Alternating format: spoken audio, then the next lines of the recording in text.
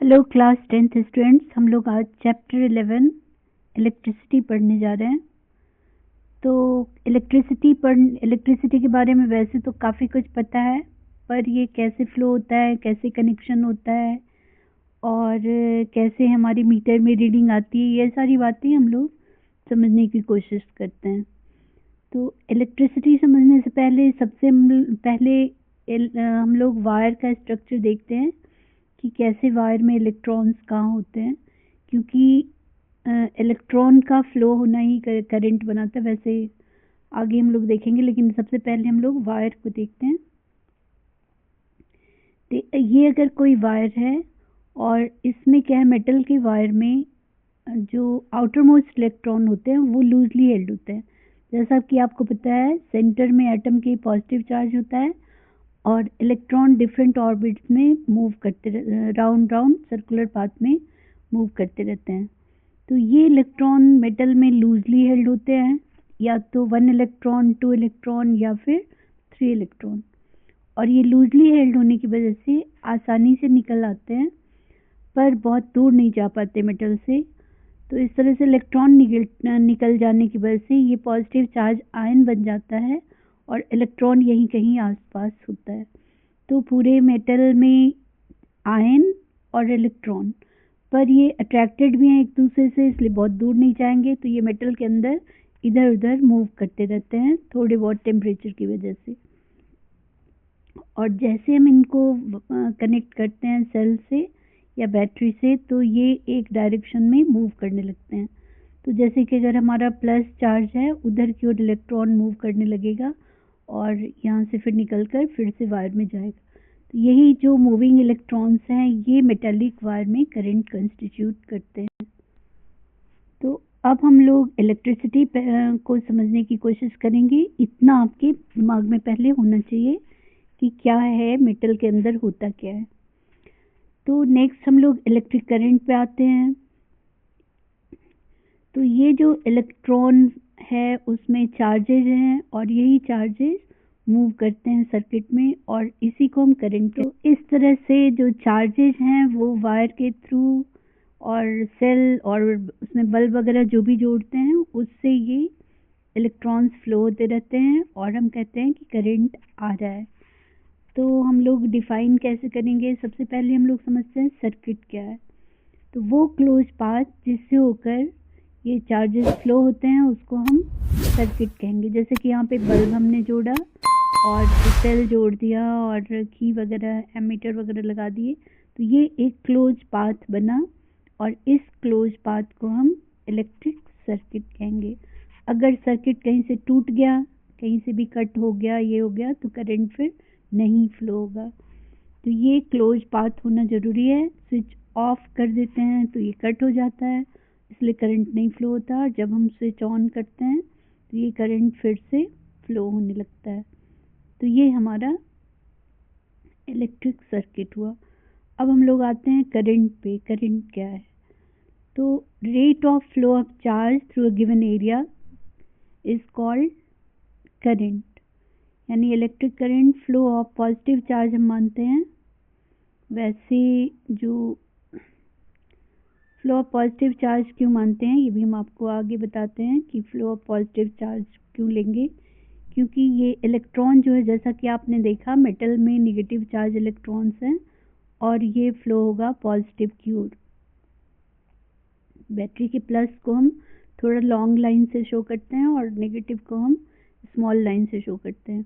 तो जैसे ही हम ऑन करेंगे करंट को, ये इलेक्ट्रॉन प्लस की ओर मूव करने लगेंगे। तो इलेक्ट्रॉन तो प्लस की ओर मूव करते हैं पर हम करंट के डायरेक्शन को इसका रिवर्स मानते हैं, यानी पॉजिटिव टू नेगेटिव। और पॉजिटिव को हाई पोटेंशियल माना गया है, नेगेटिव को लो पोटेंशियल माना गया है। तो कैसे ये फ्लो होता है, पोटेंशियल क्या है, ये भी समझना होगा। पर हमें ये याद रखना है कि पॉजिटिव टू नेगेटिव करंट का फ्लो होता है, जबकि इलेक्ट्रॉन का डायरेक्शन इसका उल्टा लिया गया है। ये हमारा कन्वेंशन रहा है, मतलब जब इलेक्ट्रॉन की खोज नहीं हुई थी तब से हम लोग ये मानते हैं कि प्लस से माइनस की ओर चार्जेस फ्लो होते हैं और वही हमारा बना रह गया, जबकि इलेक्ट्रॉन इसके अपोजिट डायरेक्शन में फ्लो होता है। तो ये पोटेंशियल क्या है इसको समझते हैं। पहले करंट को देख लीजिए। करंट जो है यहाँ डिफाइन किया गया है, क्यू चार्ज अगर फ्लो हो रहा है टी टाइम में तो करंट हो गया charge flowing per unit time, यानी आई से हम करंट को शो करेंगे, क्यू से चार्ज को और टी से टाइम को। और एसआई यूनिट जो है करंट का वो है, करंट का एम्पियर है, चार्ज का कूलम होता है और करंट का एम्पियर होता है। तो एक इलेक्ट्रॉन का जो चार्ज है वो काफ़ी छोटा है, 1.6 इंटू 10⁻19। बहुत सारे इलेक्ट्रॉन मिलकर 1 कूलम चार्ज बनाएंगे, क्योंकि 1 इलेक्ट्रॉन पे केवल 1.6 इंटू 10⁻19 कूलम है, तो this equals to 1 electron. And अगर हमें 1 कूलम निकालना है तो 1 डिवाइडेड बाई इतना करेंगे 1.6 इंटू 10⁻19, उसके इक्वल इलेक्ट्रॉन्स हो जाएंगे, यानी ये 6.6 इंटू 10⁻18 इलेक्ट्रॉन के बराबर होगा, जो 1 कूलम को शो करेगा। तो 1 कूलम चार्ज अगर 1 सेकेंड में पास हो रहा है तो हमारा फ्लो होने वाला करंट 1 एम्पियर कहलाता है। तो ये एम्पियर का डेफिनेशन हम इस तरह से देंगे कि when 1 coulomb of charge flow in 1 second current is 1 ampere. और ये जो एम्पियर है ये साइंटिस्ट के नाम पे है, फ्रेंच साइंटिस्ट हैं एंड्रे मैरी एम्पियर, इनके नाम से दिया गया है। तो यहाँ पे 1 एम्पियर का डेफिनेशन भी दिया गया है। तो नेक्स्ट हम लोग आगे चल, इसके अलावा एम्पियर स्टैंडर्ड यूनिट है, पर हमें करंट कम हो तो मिली एम्पियर या और कम हो तो माइक्रो एम्पियर वगैरह भी यूज़ करते हैं, जहाँ पे 1 मिली एम्पियर 10⁻³ एम्पियर के इक्वल होता है। तो सर्किट कैसे बनाते हैं ये यहाँ देखिए। एक बल्ब जोड़ा गया है, एम्पियर एम मीटर है जो करंट को मेज़र करेगा, की है, और यहाँ पे बैटरी है। बैटरी मतलब कई सेल अगर हम जोड़ दें तो ये बैटरी कहलाती है। तो इस तरह से ये क्लोज पाथ हो गया तो सर्किट है, और अगर हम की को ऑन कर देंगे तो करंट पास होगा, ऑफ कर देंगे तो नहीं पास होगा। और की जो है जब बीच में डॉट होता है तो ये की करंट ऑन कंडीशन होता है, जब इसमें बीच में डॉट है, क्योंकि प्लग की है, प्लग लगा दिए तो ये ऑन हो गया और प्लग निकाल देंगे तो ऑफ हो जाएगा, इसलिए हम सर्किट को इस तरह से ड्रॉ करेंगे।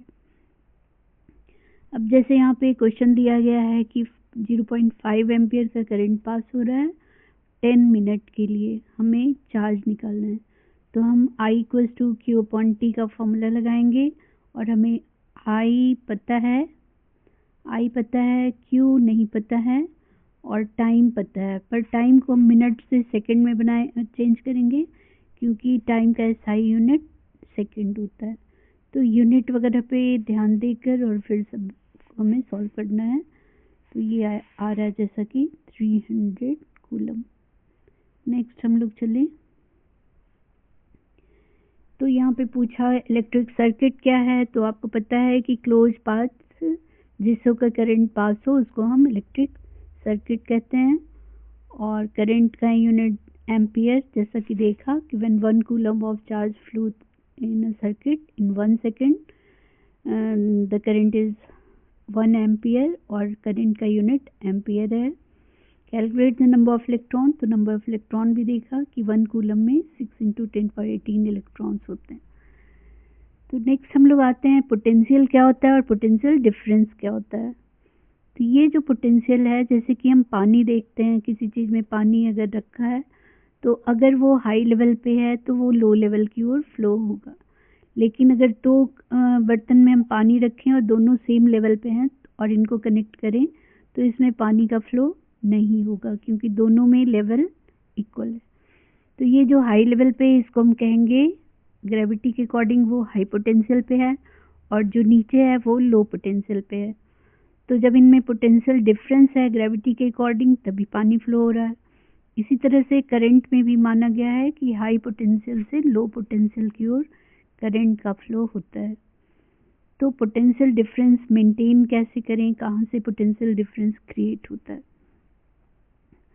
तो जो हम सेल लेते हैं उसमें केमिकल रिएक्शन होता रहता है, और केमिकल रिएक्शन की वजह से एक तरफ एक्स्ट्रा इलेक्ट्रॉन इकट्ठा हो जाता है और एक तरफ कम इलेक्ट्रॉन हो जाता है। तो जिधर कम इलेक्ट्रॉन हो उसको हम प्लस मानते हैं और जिधर ज़्यादा इलेक्ट्रॉन है उसको हम माइनस मानते हैं। तो ये एक पोटेंशियल डिफरेंस क्रिएट हो गया, यानी प्लस और माइनस के बीच एक पोटेंशियल डिफरेंस क्रिएट हो गया। अगर हम इनको वायर के थ्रू ज्वाइन करें तो करंट फ्लो होने लगता है। तो ये तभी तक पोटेंशियल डिफरेंस बना रहेगा जब तक इसके अंदर के केमिकल्स आपस में पूरी तरह से रिएक्ट करके ख़त्म न हो गए हों। तो ये केमिकल रिएक्शन जब तक होता रहता है पोटेंशियल डिफरेंस मेंटेन होता है और तब तक ये करंट सेल हमें देता रहेगा। और तो ये हमारा पोटेंशियल डिफरेंस की वजह से ही करंट फ्लो होगा। इसमें हम बल्ब वगैरह जो भी जोड़ेंगे उसमें स्विच ऑन करेंगे तो लाइट ऑन हो जाएगा। तो ये किस तरह से फ्लो होता है ये समझ में आया। हम इसको डिफाइन कैसे करेंगे पोटेंशियल डिफरेंस को? तो पोटेंशियल डिफरेंस कहेंगे work done per unit charge, यानी किसी चार्ज को, यूनिट चार्ज को सर्किट में मूव करने में जो वर्क करना पड़ता है सेल को, इसको हम पोटेंशियल डिफरेंस कहेंगे सेल का। यानी work done per unit charge V equals to W/Q, ये हमारा डेफिनेशन है। तो work done to move a unit charge from one point to another point. ऐसा यूनिट पोटेंशियल डिफरेंस का वोल्ट होता है और ये भी साइंटिस्ट के नाम पे है जो अलेजेंड्रो वोल्टा हैं, इनके नाम पे रखा गया है, इटालियन फिजिसिस्ट हैं। तो हम इसको कैसे डिफाइन करेंगे? तो पता है कि वोल्ट इक्वल्स टू W/Q है और W का यूनिट, वर्क का यूनिट जूल होता है और चार्ज का यूनिट कूलम। तो when 1 joule work is done in moving 1 coulomb of charge in a circuit, the potential difference is said to be 1 volt। तो इस तरह से हम लोग वोल्ट का डेफिनेशन देंगे, यानी 1 वोल्ट पोटेंशियल डिफरेंस 1 जूल पर कूलम के इक्वल होगा। और जिस इंस्ट्रूमेंट से हम लोग पोटेंशियल डिफरेंस को मेजर करते हैं उसको हम वोल्ट मीटर कहते हैं। वोल्ट मीटर को हमेशा पैरेलल में ही जोड़ा जाता है सर्किट में, तो ये बिल्कुल याद रखना है। और ये पैरेलल में कैसे जोड़ेंगे, पैरेलल और सीरीज आगे पढ़ना है। पर पैरेलल में जोड़ने का मतलब हुआ जब जैसे कोई रेजिस्टेंस है इसमें हम इस तरह से वोल्ट मीटर को जोड़ेंगे, यानी एक एंड एक तरफ रेजिस्टेंस के, दूसरा एंड दूसरी तरफ। तो इस तरह का जो कॉम्बिनेशन होता है वो पैरेलल कॉम्बिनेशन होगा। तो ये पैरेलल और सीरीज क्या है वो वैसे आगे देखेंगे, लेकिन वोल्ट मीटर ऐसे जोड़ना होता है, ये पता करना है। तो नेक्स्ट है, इसमें यहाँ पे वर्क निकालना है, चार्ज दिया गया है और पोटेंशियल डिफरेंस दिया, और V इक्वल्स टू W/Q से हम लोग फाइंड कर लेंगे। नेक्स्ट जो क्वेश्चन है पूछ रहा है कि name a device that helps to maintain a potential difference across the conductor. तो कौन सा ऐसा डिवाइस है जिसकी वजह से पोटेंशियल डिफरेंस क्रिएट हो सर्किट में?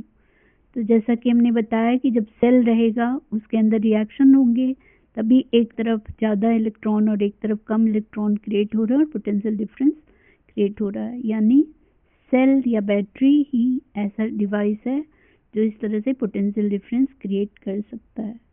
नेक्स्ट हम लोग आते हैं, What is meant by saying that potential difference between 2 points is 1 volt? जैसा कि देखा कि 1 जूल वर्क अगर 1 कूलम चार्ज को मूव करने में खर्च हो रहा है तो हमारा पोटेंशियल डिफरेंस 1 वोल्ट होता है। नेक्स्ट पूछा, how much energy is given to each coulomb of charge passing through 6 volt battery. तो ये भी उसी फॉर्मूले पे हम V इक्वल्स टू W/Q वाले से हम लोग सॉल्व कर लेंगे। W फाइंड करना है, चार्ज 1 कूलम है और V 6 वोल्ट है। नेक्स्ट है कि सर्किट डायग्राम जब हम ड्रॉ करते हैं तो उसमें हम किन किन चीज़ों को किस सिंबल से शो करते हैं। तो जैसा कि देख रहे हैं अलग अलग चीज़ों का सिंबल दिया गया है। सेल को हम, एक लॉन्गर लाइन है एक शॉर्ट लाइन है, तो जो लॉन्ग लाइन होती है वो प्लस को शो करती है और जो शॉर्ट लाइन होती है वो माइनस को शो करती है। तो यहाँ पे प्लस माइनस इस तरह से बड़ी छोटी लाइन खींचेंगे और इसको हम सर्किट में ज्वाइन करेंगे। ये सेल हुआ और एक से ज़्यादा सेल जुड़े हैं तो हम इसको बैटरी कहते हैं। की अगर ऑफ है तो हम केवल उसमें डॉट नहीं बनाते, केवल इस तरह से ब्रैकेट देते हैं, और अगर की ऑन है तो उसमें डॉट देते हैं। ये वैसे ही वायर अगर ज्वाइन है तो इस तरह से साइन, डिफरेंट साइन दिया गया है। वायर अगर ज्वाइन करेंगे तो ऐसे, और अगर केवल वहाँ से गया है, कनेक्टेड नहीं है, तो ऊपर से हम इस तरह से लाइन खींचेंगे। तो ये डिफरेंट डिफरेंट सिंबल है। इसी तरह बल्ब का सिंबल है, रेजिस्टेंस का सिंबल है। रेजिस्टेंस मतलब हुआ बल्ब में भी सबके अंदर कुछ ना कुछ रेजिस्टेंस होगा, वहीं पे एनर्जी खर्च होती है। तो बल्ब हो या फिर फैन हो, मोटर हो, जो भी है, या टीवी है, या कुछ भी इस तरह का डिवाइस अप्लायंस है, ये सारे रेजिस्टेंस हैं। तो उनको हम या तो बल्ब की तरह दिखाएं, उस तरह दिखाएं, नहीं सिंपली हम लोग इस तरह से लाइन, जिगजैग लाइन खींचते हैं जो कि रेजिस्टेंस को शो करता है। जो नेक्स्ट है वो वेरिएबल रेजिस्टेंस है, यानी इसमें हम रेजिस्टेंस को बढ़ा सकते हैं, घटा सकते हैं। तो दूसरे वाले को हम रियोस्टेट कहते हैं, पहला वाला जो है वो वेरिएबल रेजिस्टेंस है। अलग अलग लेंथ पे सेट करेंगे तो रेजिस्टेंस चेंज होता जाएगा, इसलिए इसको वेरिएबल कहेंगे। एम मीटर को ए से शो करेंगे, वोल्ट मीटर को वी से शो करेंगे। तो नेक्स्ट आते हैं हम लोग ओम्स लॉ। तो ओम्स लॉ को समझने के लिए हम लोग पहले ये एक्टिविटी को देखते हैं। यहाँ पे एक सर्किट बनाया गया है जिसमें रेजिस्टेंस एक्स वाई है, आर रेजिस्टेंस वाला वायर है एक्स वाई, और इसको एमीटर से, की से, और सेल यहाँ पे कई हैं, पर हम बारी बारी से सेल को, कभी एक सेल को ज्वाइन करेंगे, फिर 2, फिर 3, फिर 4, यानी पोटेंशियल डिफरेंस हम डिफरेंट सेल ऐड करके बारी बारी से पोटेंशियल डिफरेंस बढ़ाते जाएंगे, और उससे करंट पे क्या चेंजेज हो रहे हैं उसको देखेंगे। साथ में यहाँ पे आर रेजिस्टेंस के साथ पैरेलल में एक वोल्ट मीटर जोड़ा गया है। तो ये एक सर्किट है, एम मीटर को सीरीज में जोड़े हैं और वोल्ट मीटर को रेजिस्टेंस के साथ पैरेलल में जोड़ा गया है। तो इसमें जैसे से हम पहले एक सेल ऑन करेंगे, यानी सर्किट में यहाँ पे देख रहे हैं कि कई सेल हैं, पर पहले हम एक सेल को केवल सर्किट में रखेंगे, बाकी ये सब सेल जो हैं वो कट हैं। फिर उस समय क्या वोल्टेज है और एमीटर की क्या रीडिंग है उसको लेंगे। फिर दोबारा दूसरे सेल को भी हम कनेक्शन में ले लेंगे, यानी जो हमारा दूसरा सेल है, यहाँ से हम सर्किट ज्वाइन करेंगे। ये दोनों अभी कट हैं, और उस समय फिर वोल्टेज क्या है, एमीटर की रीडिंग क्या है, दोनों यानी वी और ए की रीडिंग लेंगे। फिर इसी तरह से थर्ड को भी ज्वाइन करेंगे और फिर लेंगे, और फिर फोर्थ को भी ज्वाइन करेंगे और फिर से लेंगे। और इन सब से देखना है कि वी और आई, यानी जैसे हम वी बढ़ाते जा रहे हैं ज़्यादा सेल जोड़कर, तो आई कैसे चेंज होता जा रहा है। तो इन सब से देखेंगे, जो हमारा रिजल्ट आया वही ओम्स लॉ में कहा गया है कि जैसे से हम वोल्टेज बढ़ाएंगे वैसे वैसे करंट भी बढ़ता जाएगा, यानी पोटेंशियल डिफरेंस बढ़ाने से करंट बढ़ता है। यही हमारा ओम्स लॉ में भी कहा गया है। तो उन्होंने 1827 में, ये फिजिसिस्ट हैं जॉर्ज साइमन ओम, इन्होंने ये रिलेशनशिप फाइंड किया था करंट और पोटेंशियल डिफरेंस के बीच का रिलेशनशिप, वी और आई के बीच का रिलेशनशिप, और इन्होंने देखा कि V is directly proportional to I. तो वी अगर आई के डायरेक्टली प्रोपोर्शनल है या वी अपॉन आई कर दें तो ये कांस्टेंट हो जाएगा, और इस कांस्टेंट को हम आर से शो करते हैं, और इस आर को हम resistance of the given wire eight given temperature कहेंगे। तो यही वी और आई का जो रेशियो है, यही इसी को हम आर कहते हैं, रेजिस्टेंस कहते हैं। तो ओम्स लॉ में हमें यह याद रखना, वी इज प्रोपोर्शनल टू आई, यानी पोटेंशियल डिफरेंस करंट की डायरेक्टली प्रोपोर्शनल होता है, और जो आर है उसका यूनिट ओम होता है। इनके नाम पे, इनके ऑनर में इसका नाम ओम रखा गया। इसका साइन जो देख रहे हैं ग्रीक लेटर इस तरह से ओम के शेप में होता है, और ये ओम्स लॉ है। V is to I equals to constant, और ये कांस्टेंट है। तो इस ओम को हम कैसे डिफाइन करेंगे, तो यहाँ पे पोटेंशियल डिफरेंस का यूनिट, V का यूनिट होता है वोल्ट, और करंट का यूनिट एम्पियर। तो अगर 1 वोल्ट पोटेंशियल डिफरेंस अप्लाई करने पे 1 एम्पियर करंट फ्लो हो रहा है, इसका मतलब उस वायर का रेजिस्टेंस 1 ओम है। तो इस तरह से हम लोग ओम को डिफाइन करना हो तो वो करेंगे, और ओम्स लॉ कैसे है वो हमें देना है।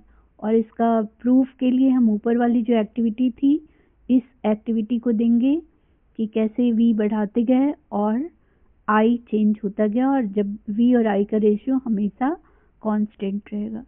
तो ये ओम्स लॉ हो गया। अगर हम करंट को डबल करेंगे, V को डबल करेंगे तो I भी डबल हो जाएगा, लेकिन V और I का जो रेशियो है वो सेम ही रहेगा। तो इसके बहुत सारे प्रैक्टिकल एप्लीकेशंस होते हैं और हम लोग डिफरेंट एक्सपेरिमेंट में इसको देखते रहते हैं। तो अगर हम वोल्टेज ना बदलें तो क्या होगा कि रेजिस्टेंस बढ़ने पे करंट घट जाता है, यानी जो हमारा R और I है वो एक दूसरे के इन्वर्सली प्रोपोर्शनल है अगर हम V को चेंज ना करें तब, नहीं तो V और I डायरेक्टली प्रोपोर्शनल है।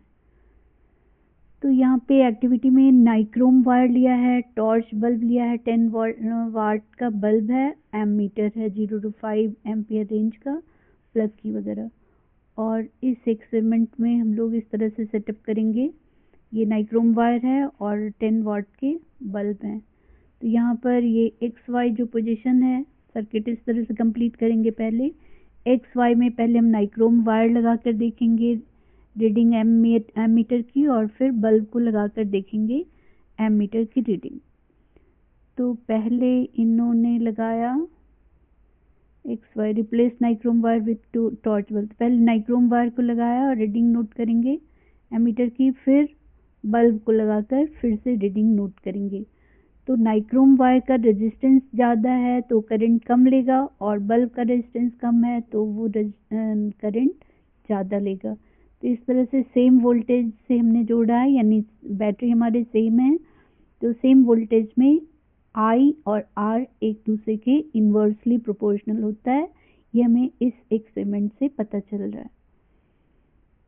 तो ये आगे बढ़ते हैं, यानी तो यही हमारा रेजिस्टेंस के बारे में बताया। और ये रेजिस्टेंस होता क्यों है, क्योंकि जब वायर से करंट फ्लो हो रहा होता है, इलेक्ट्रॉन्स फ्लो हो रहते हैं, तो आयन से ये टकराते हैं, जो आयन बीच बीच में है पॉजिटिव चार्ज वाले, इनसे ये टकराते हैं, और साथ में आपस में भी इलेक्ट्रॉन टकराते हैं। जगह जगह ये आयन है और जगह जगह इलेक्ट्रॉन भी मूव कर रहा है, बहुत तेज़ी से मूव कर रहा है, तो ये आपस में भी टकराते हैं, इनसे भी टकराते हैं। इस वजह से रुकावट जो है, इसी को हम रेजिस्टेंस कहते हैं। तो ये जो रुकावट है, अलग अलग वायर का कंपोजिशन अलग अलग होता है, किसी में आयन ज़्यादा पास हो सकते हैं, किसी में दूर हो सकते हैं, ज़्यादा हो सकते हैं, कम, उसके अकॉर्डिंग अलग अलग मटेरियल का रेजिस्टेंस अलग अलग होता है। तो रेजिस्टेंस रेजिस्टिविटी कहते हैं वैसे उसको, हम लोग आगे इसको भी डिफाइन करेंगे कि अलग अलग की बनावट अलग अलग है, इसलिए रेजिस्टिविटी अलग अलग होती है मेटल की। तो फिर अभी इसको हम लोग देखने वाले हैं। तो ये रेजिस्टेंस किन किन बातों पे डिपेंड करता है, इसको समझेंगे। रेजिस्टेंस जैसा कि मन में उसको रुकावट की तरह समझ कर देखिए कि फ्लो होने में कैसे रुकावट आती है इलेक्ट्रॉन के। तो अगर बहुत लंबा रास्ता है तो उसे बहुत ज़्यादा रेजिस्टेंस फेस करना पड़ेगा।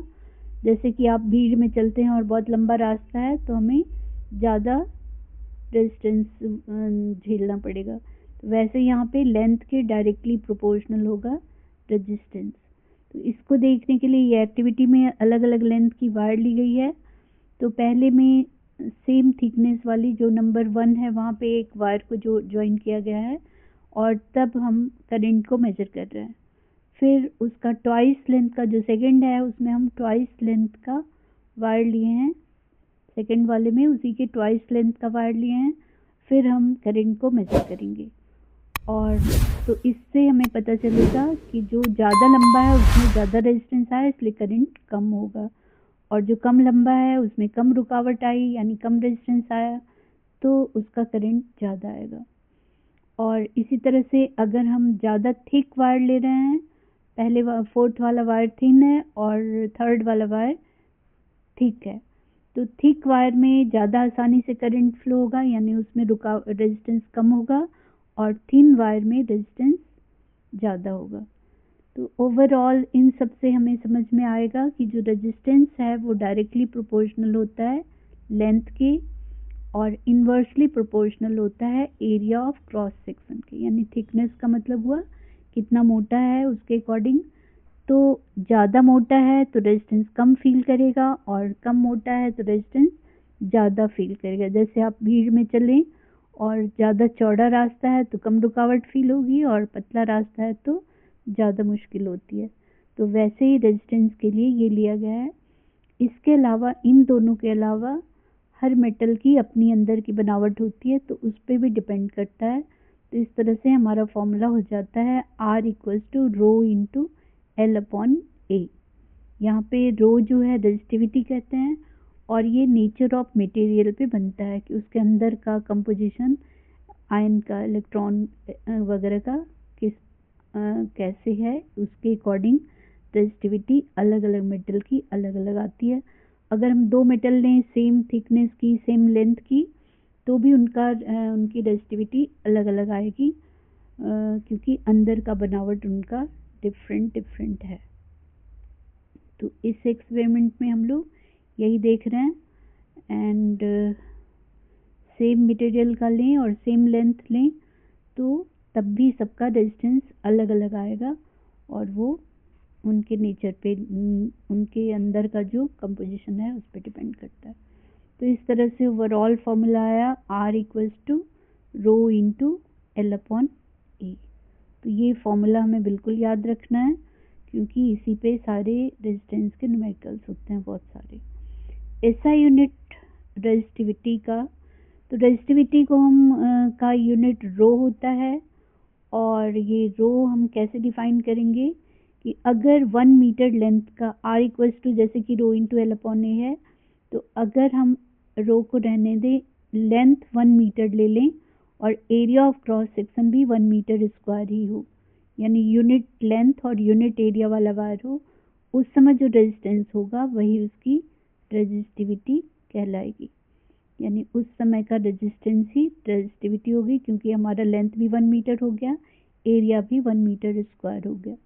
तो इस तरह से उस समय का रेजिस्टेंस ही रेजिस्टिविटी होता है।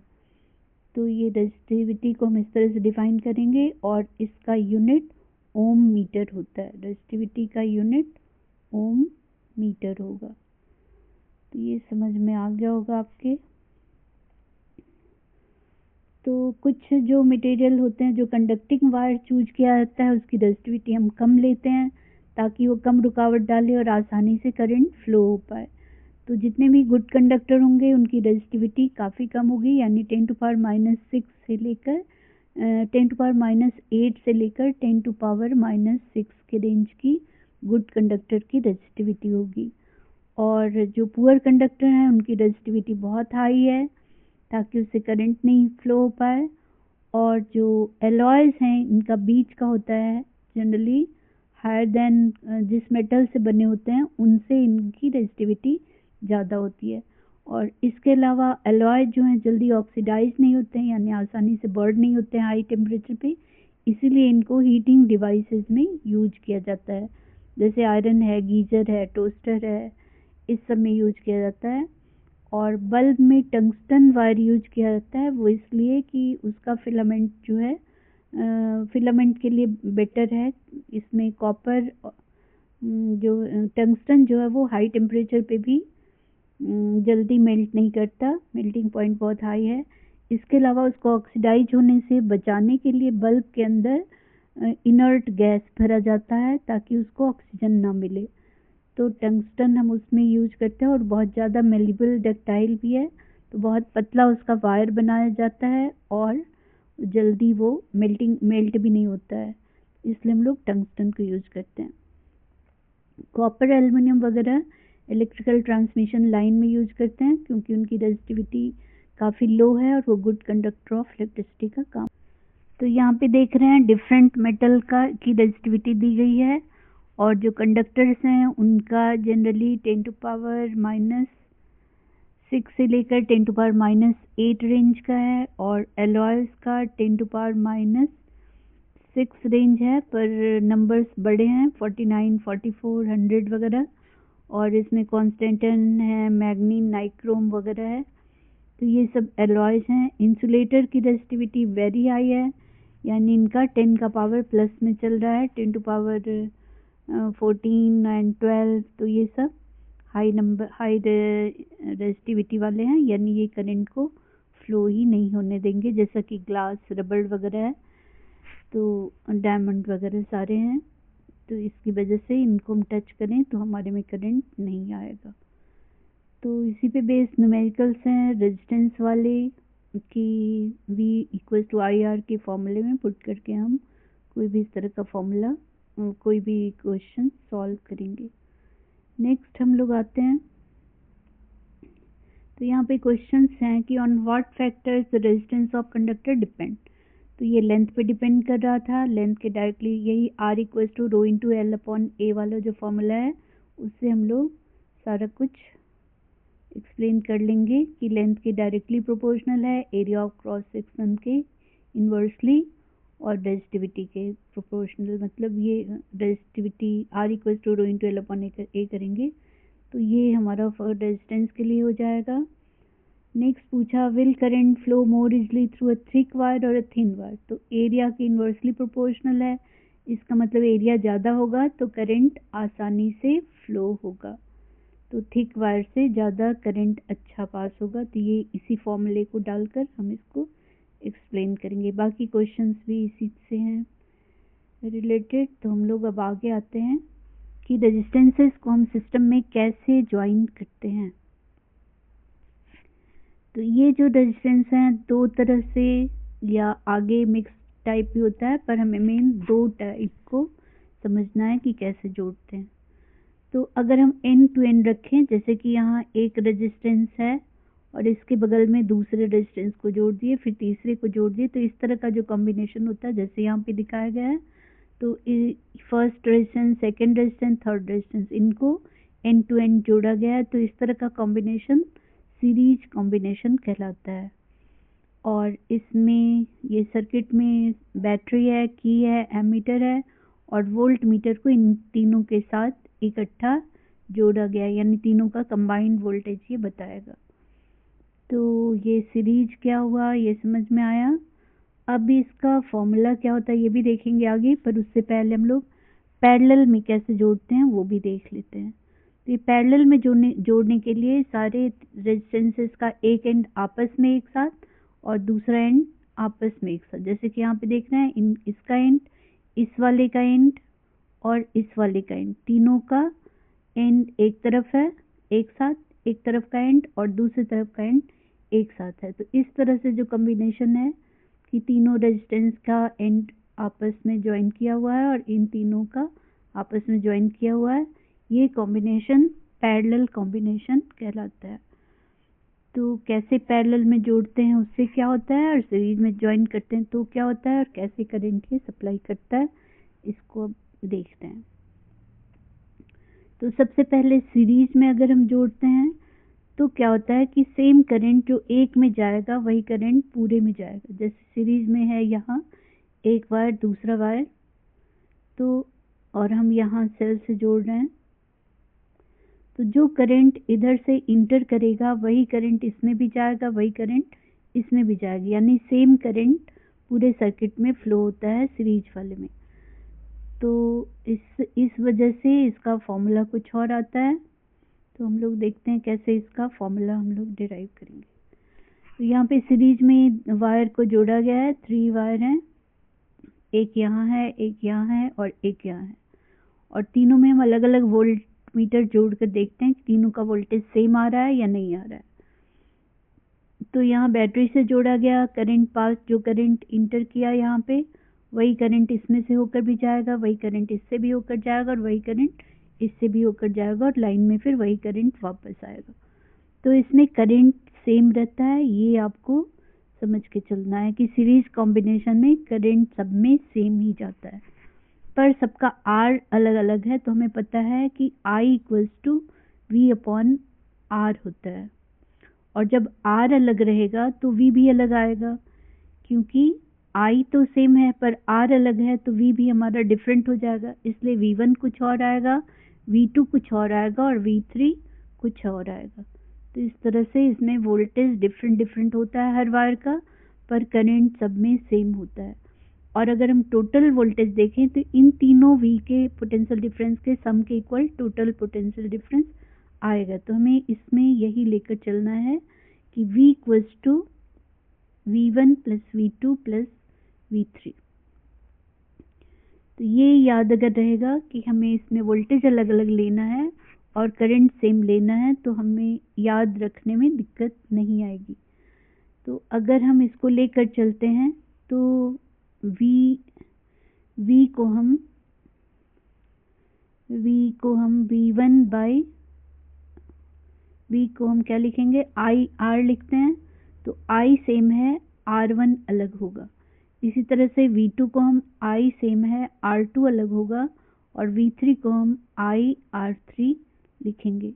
तो टोटल V अगर I करंट और टोटल रेजिस्टेंस R होता तो IR equals to IR1 plus IR2 plus IR3 होता, जो कि V equals to V1 plus V2 है।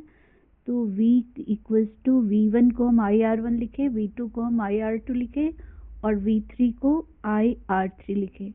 और इस तरह से I पूरे में कॉमन है तो R1 plus R2 plus R3 हो जाएगा, R3 हो जाएगा। और इक्विवेलेंट अगर IR है तो I से I कैंसिल कर देंगे। तो इस तरह से सीरीज कॉम्बिनेशन का formula R equals to R1 plus R2 plus R3 आता है। तो यही इसमें मेन है कि जो हमारा V था वो V1 plus V2 plus V3 था और V1 IR1 हो गया, V2 IR2 हो गया और ये IR3 हो गया। और अगर टोटल कॉम्बिनेशन में I करंट था और एक ही रेजिस्टेंस R फ्लो हो रहा होता तो इस तरह से IR लिखते उसको इधर वाले को और हमारा ये IR इक्वल्स टू ये होता है और फिर ये फॉर्मूला आ जाता है। तो ये समझ लेना है, इतना कुछ डिफ़िकल्ट है नहीं जितना कि देखकर लगता है। तो दो ही बातें इसमें याद रखनी है, एक तो ये जो है वोल्टेज अलग अलग है, V equals to V1 plus V2 plus V3 और इसमें अगर हम फॉर्मूले को डालेंगे IR1 IR2 IR3 तो ये हमारा formula R equals to R1 plus R2 plus R3 आ जाएगा। तो यहाँ पे बल्ब को जलाया क्वेश्चंस हैं, ये यही फॉर्मूले लेकर चलने हैं। नेक्स्ट पे हम लोग आते हैं पैरेलल कॉम्बिनेशन में। यहाँ पे जैसे कि तीन रेजिस्टेंसेस हैं R1 R2 R3, इन सबके एक एंड को एक साथ दूसरे एंड को एक साथ रखा गया है। तो ये कॉम्बिनेशन पैरेलल कॉम्बिनेशन कहलाता है और इनमें हम वोल्टेज सबका एंड एक ही है तो इनमें हम वोल्ट मीटर जहाँ भी लगाएंगे सेम वोल्टेज तीनों का देगा, यानी इसमें वोल्टेज सेम रहता है, करंट डिफरेंट। सीरीज में हम लोगों ने देखा करंट सेम रहता है, वोल्टेज पोटेंशियल डिफरेंस अलग अलग था, इसमें पोटेंशियल डिफरेंस सेम रहेगा, करंट अलग अलग होगा। तो यही दोनों की मेन पहचान है कि इसमें वो पोटेंशियल डिफरेंस सेम है और उसमें करंट सेम था। तो अगर पोटेंशियल डिफरेंस सेम है पर करंट अलग अलग है तो I equals to I1 plus I2 plus I3 लेंगे, यानी इसमें हमारा टोटल करंट हर एक के इंडिविजुअल करंट के सम के इक्वल हो जाएगा I3। और V सेम है तो हम I को V बाई R1 कर लेंगे, इसी तरह इसको V बाई R2 कर लेंगे और इसको V बाई R3 कर लेंगे।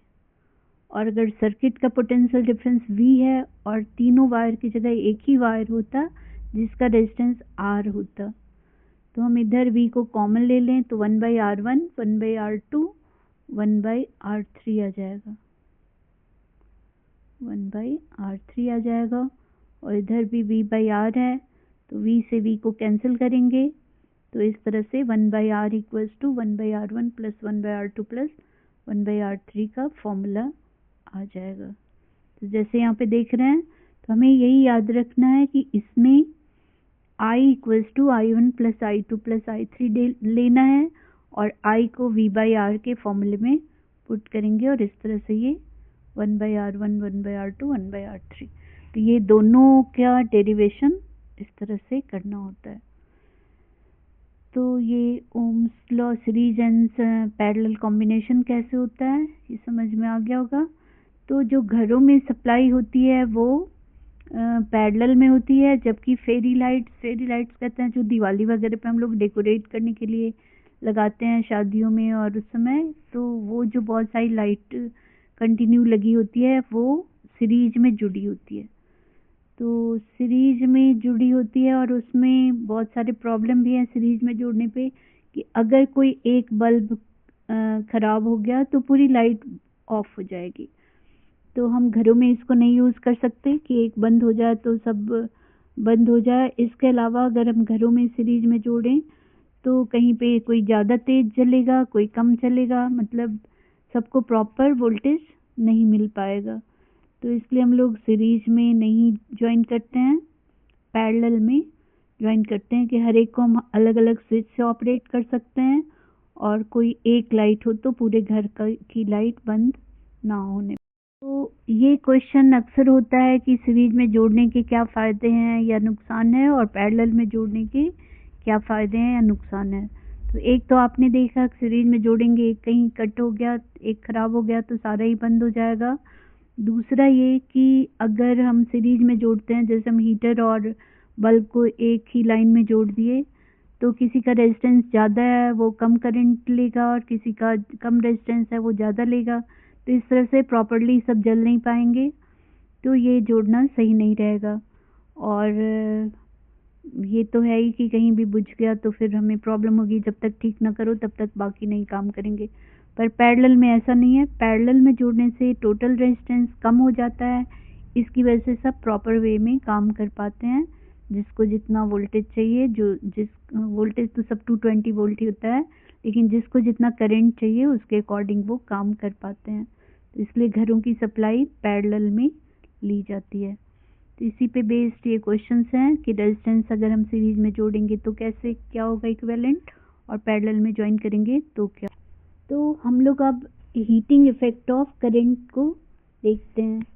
तो अगर कोई सेल, मेन जो एनर्जी मिलती है सेल से वो कैसे आ रही थी, हमने बताया आपको कि सेल के अंदर जो केमिकल रिएक्शंस होते रहते हैं उसकी वजह से एनर्जी मिलती है। जब तक उसके अंदर रिएक्शन होता रहेगा तब तक वो सेल पोटेंशियल डिफरेंस मेंटेन करेगा और उसकी वजह से हमें जो भी हम चलाएंगे वो चलता रहेगा, जैसे बल्ब चलेगा या फैन चलेगा या जिस सब डिवाइस को हम यूज कर रहे हैं।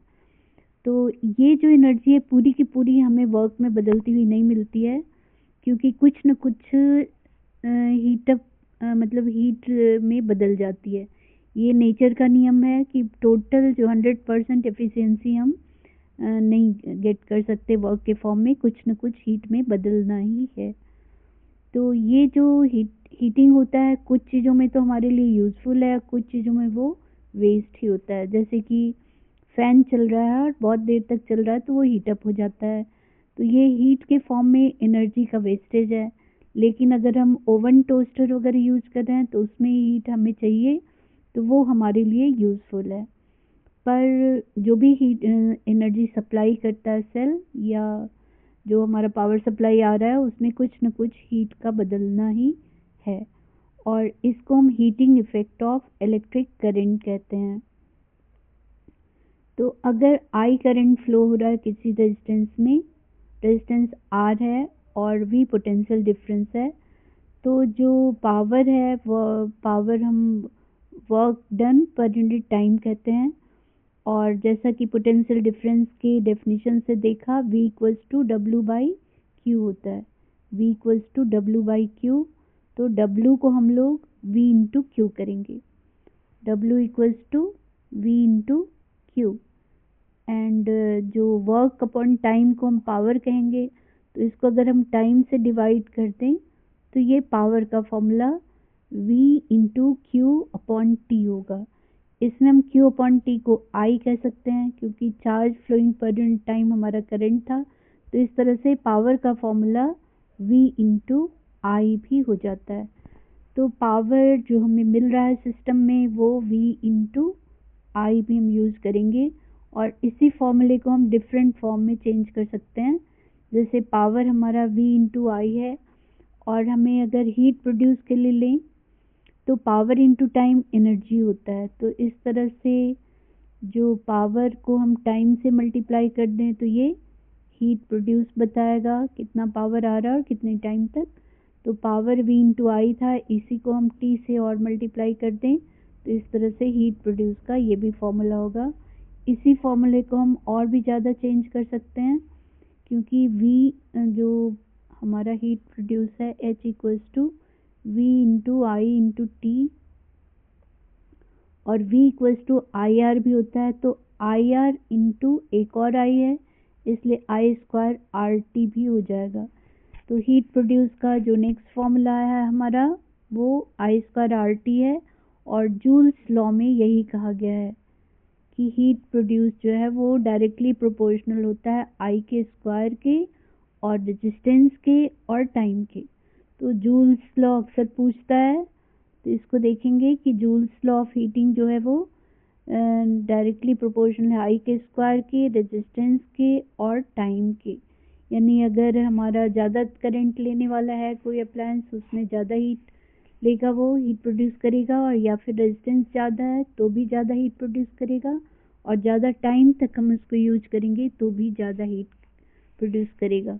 और इसी के बेसिस पे जो हमारी सप्लाई लाइन है वहाँ पे हम करंट को बहुत ज़्यादा हाई रखकर नहीं सप्लाई करते, क्योंकि हीट प्रोड्यूस आई के स्क्वायर में चेंज होता है, तो बहुत गर्म हो जाएगी वायर और मेल्ट हो जाएगी। तो जहाँ से बिजली सप्लाई आती है उसको हाई वोल्टेज में चेंज किया जाता है, उसमें स्टेप अप ट्रांसफार्मर जो है उसको हाई वोल्टेज में बदल देता है, करंट कम कर देता है, ताकि सप्लाई करते समय इतना ज़्यादा लॉस नहीं होने पाए एनर्जी का। तो ये सब डिफरेंट चीज़ें हैं जो हमें अलग अलग जगहों पे ध्यान देना होता है। तो ये क्वेश्चंस हैं इसी के बेसिस पे कि cord of electric heater not glow while the heating element does. तो जो उसकी कॉर्ड है जो हम प्लग लगाते हैं उससे जुड़ा हुआ वाला, उसकी रेजिस्टिविटी कम है इसलिए बहुत गर्म नहीं होगा, जबकि जो हमारा नाइक्रोम वायर वगैरह है उसकी रेजिस्टिविटी हाई है तो वो ज़्यादा गर्म होगा, इसलिए ग्लो करने लगेगा गर्म होकर, क्योंकि हमें उसमें हीट ही चाहिए। इस तरह से V और Q वगैरह के क्वेश्चन हैं। तो नेक्स्ट हम लोग आते हैं practical application heating effect of current की।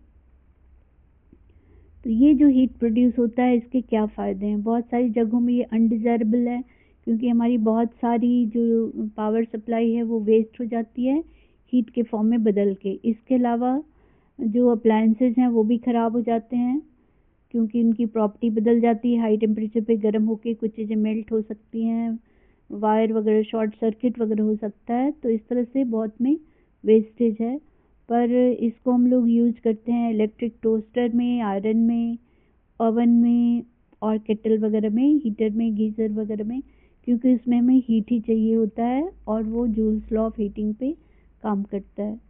तो इलेक्ट्रिक हीटिंग जो है also use to produce light में भी यूज करते हैं, पर वो उसमें वेस्टेज ज़्यादा है, क्योंकि पहले वो गर्म होता है फिर लाइट देता है, पर ये गर्म होना हमें नहीं चाहिए, हमें उसकी लाइट चाहिए।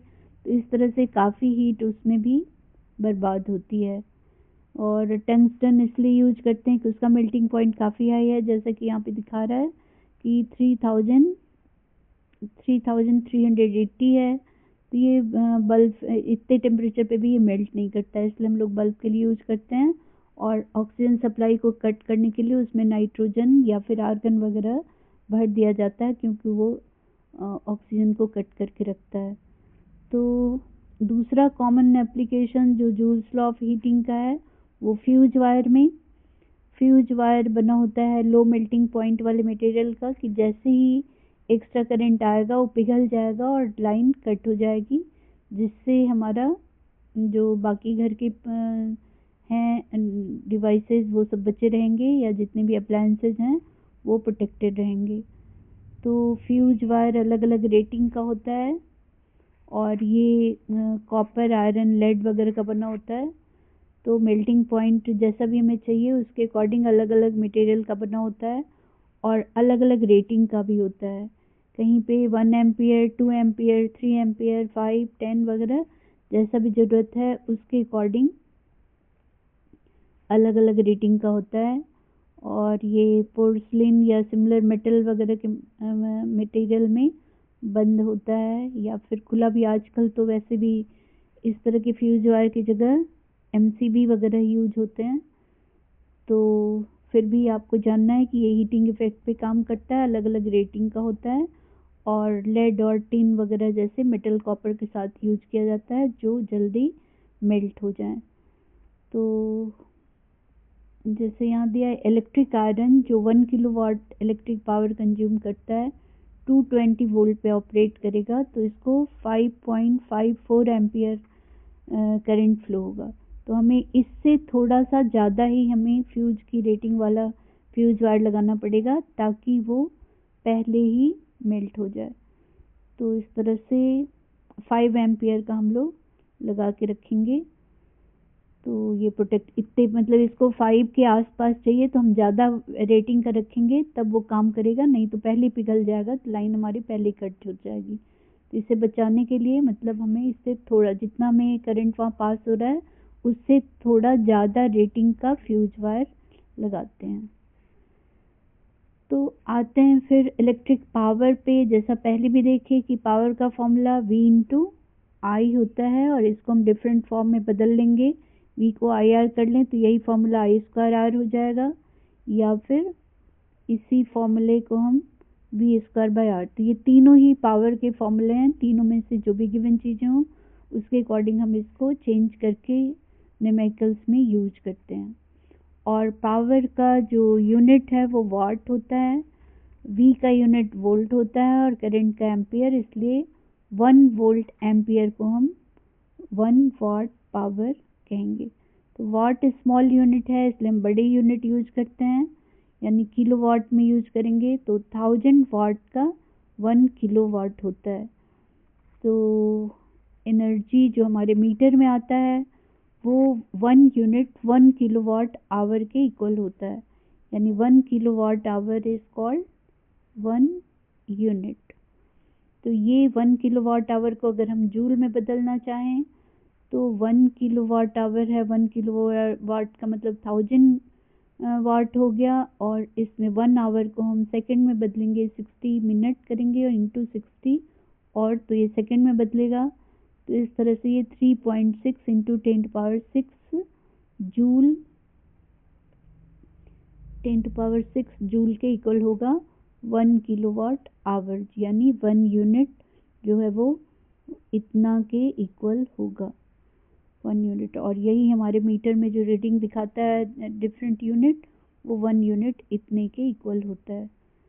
तो इतना आपको देख लेना है, इसके बाद क्वेश्चन आंसर हैं। तो जो भी इसमें है सारे फॉर्मूले, इंपॉर्टेंट फॉर्मूले वगैरह और डेफिनेशंस यहाँ पे दे रखे हैं, उसको भी देख लेना है। फिर हम अलग से, आप लोग चाहेंगे तो अलग से क्वेश्चन आंसर करवा देंगे। Thank you.